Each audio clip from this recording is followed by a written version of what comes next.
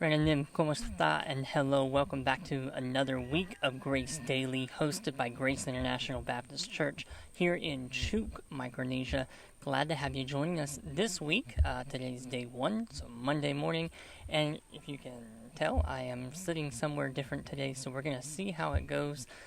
We'll see how the background noises are and if we get rained on or whatever the case might be. But I figured maybe we could switch it up a little bit and try it out here this week.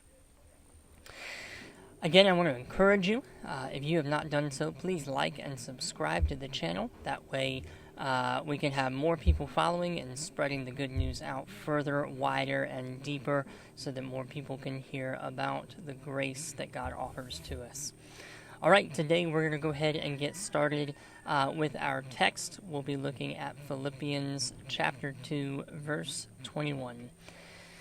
It says this, "For all seek their own, not the things which are Christ's."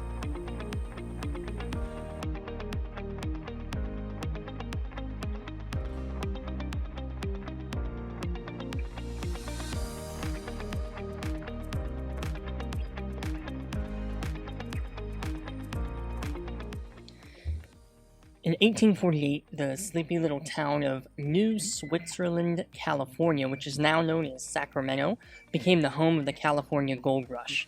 And on the land of it all happened on the land of a man named John Suter. He was a carpenter, a man named James Marshall, ended up seeing some gold in the water as he was building a water-powered mill. And then the rest is history. Within a year, 80,000 people were there looking for gold. And by 1853, there were 250,000. That's 250,000 people there to mine for gold.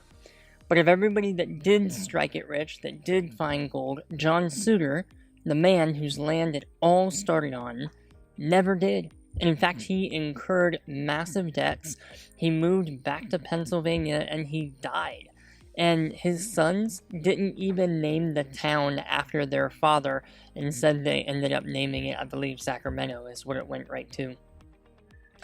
And Paul expresses this grievance in the text today by saying that all people are seeking after their own concerns, but nobody seems to be seeking after Christ's concerns. Now, the word seek from our text today comes from this Greek word zeteo. It's a popular word in the New Testament, and it's used about 117 times. And really, it's a pretty neutral word. It can have both negative and positive connotations. What I want to point out about this word today is the shade of the meaning that it has in our text. It's in the present tense, which is very common. It just means something happening at that moment, or it can mean right now. And it carries with it that this is an ongoing occurrence. So in other words, Paul is saying that people are always seeking their own. It can also give the idea that this is just a fact.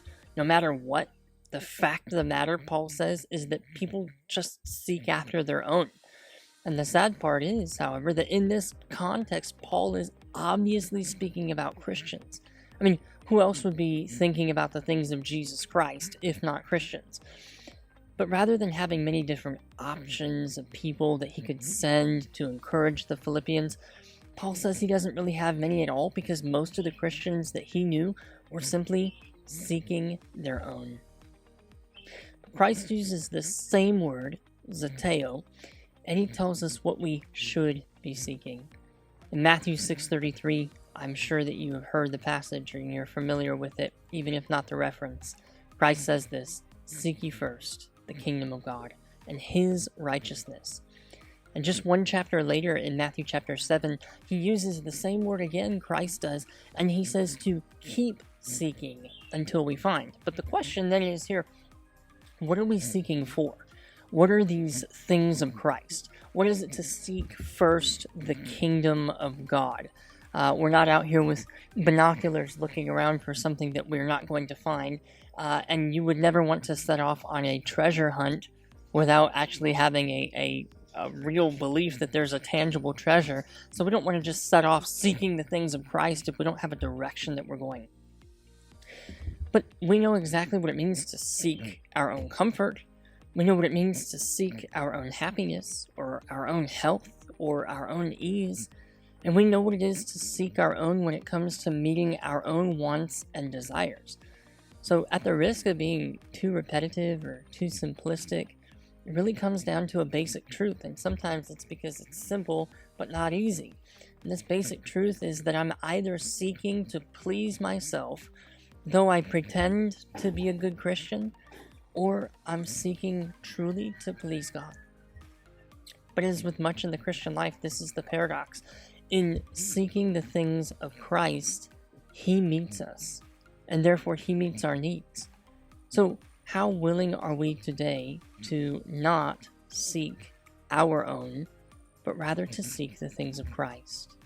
What would that look like for you today? So go and do that. Grace and peace, my friends.